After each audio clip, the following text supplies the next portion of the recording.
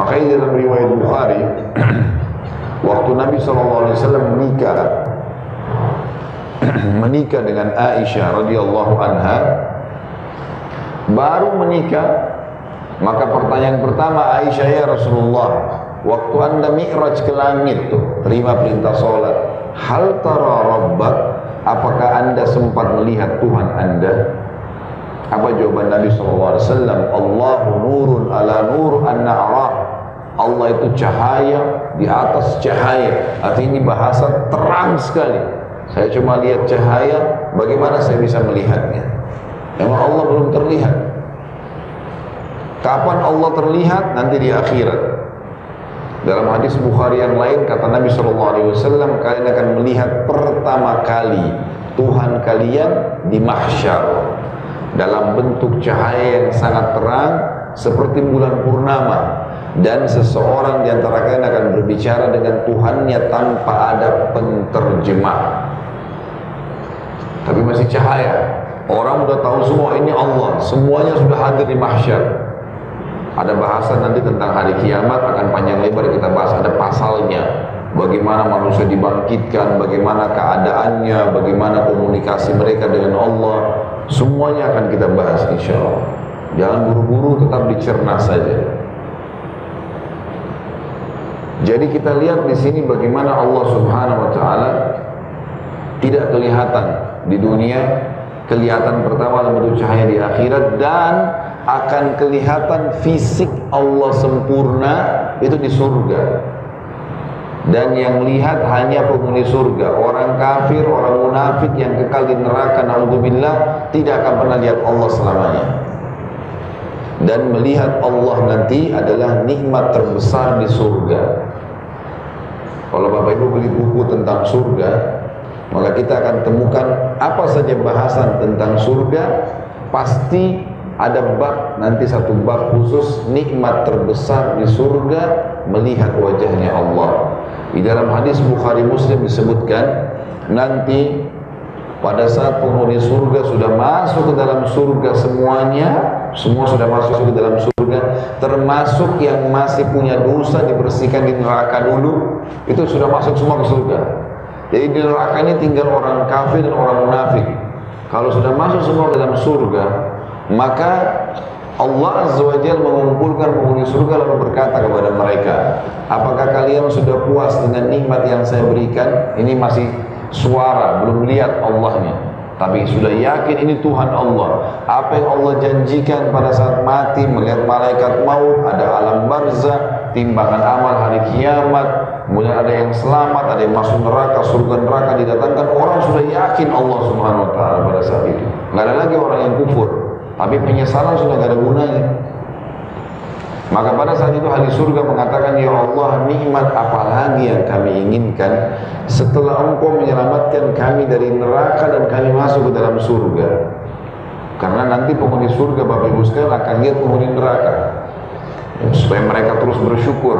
Penghuni neraka akan lihat penghuni surga, sehingga mereka selalu menyesal. Maka mereka bilang, nikmat apa lagi ya Allah? Setelah Engkau selamatkan kami dari neraka yang masuk surga, sudah luar biasa. Di surga nggak ada masa anak-anak, nggak ada masa tua, semuanya standar. Kata Nabi SAW, semuanya berumur 33 tahun. Laki-laki akan kembali kepada poster ayahnya Adam, hadis Bukhari, 60 siku ke langit, 27,5 meter. Semua perempuan akan kembali kepada poster ibunya Hawa, 40 siku ke langit, 17,5 meter. Jadi Bapak Ibu yang pendek gak usah khawatir. Ini cuma di dunia, di akhirat sudah lain. Gak ada masa tua, gak ada masa muda, masa anak-anak. Standar 33 tahun semuanya. Laki-laki 60 siku ke langit, 4 perempuan 40 siku ke langit.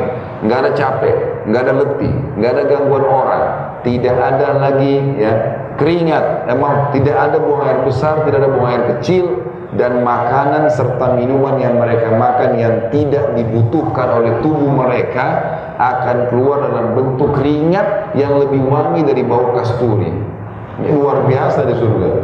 Tidak ada beringos, tidak ada meludah, nggak ada buang air besar, nggak ada buang air kecil, abadi. kenikmatan yang luar biasa. Luar biasa sudah. Istana seorang mukmin di surga, dari awal tanah ke ujung tanahnya dia, itu jaraknya 40 tahun. Itu istana satu seorang mukmin di surga. Dia bisa punya banyak istana di surga. Allah mengatakan surga itu luasnya seluas langit dan bumi. Banyak sekali.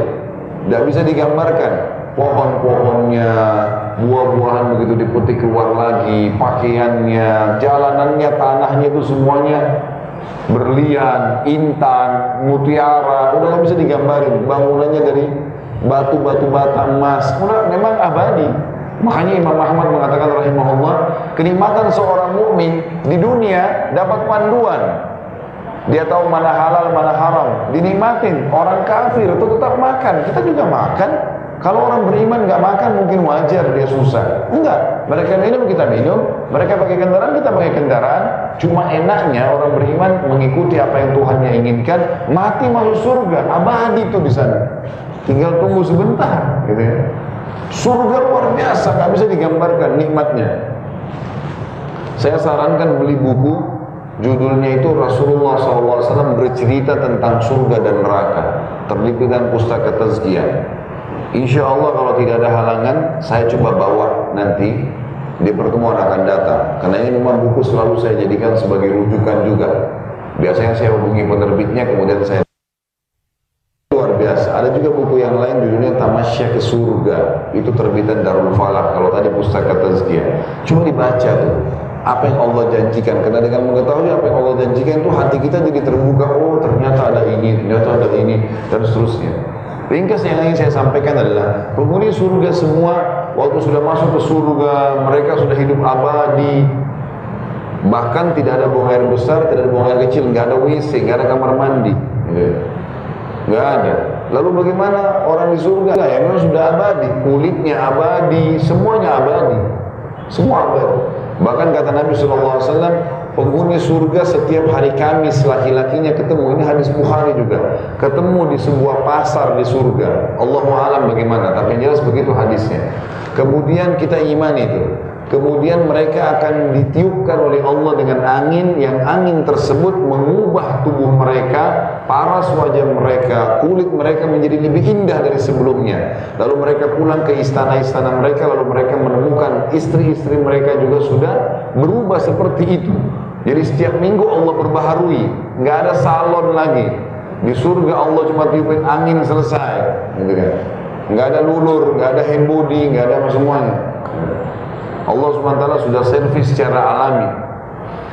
Apa kata penghuni surga waktu itu? Kata Allah, apakah kalian puas dengan nikmat yang saya kasih?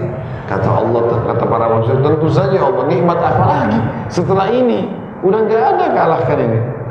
Kami masuk surga selamat dari neraka, neraka azab yang menakutkan luar biasa, berat sekali. Gitu. Lalu kata dalam hadis Bukhari dikatakan Allah Subhanahu Wa Taala mengangkat hijabnya, pembatas antara dia dengan hamba-hambanya. Lalu pertama kali penghuni surga melihat wajah Allah waktu itu, fisiknya Allah, dan serentak semuanya berkata, ya Allah, tidak ada nikmat mengalahkan melihat wajahmu.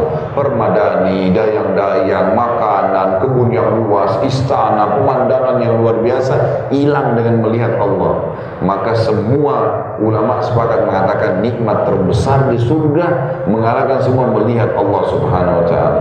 Jadi pada saat itu Allah kelihatan, di sini memang tidak kelihatan. Makanya Allah uji kita, beriman nggak nih?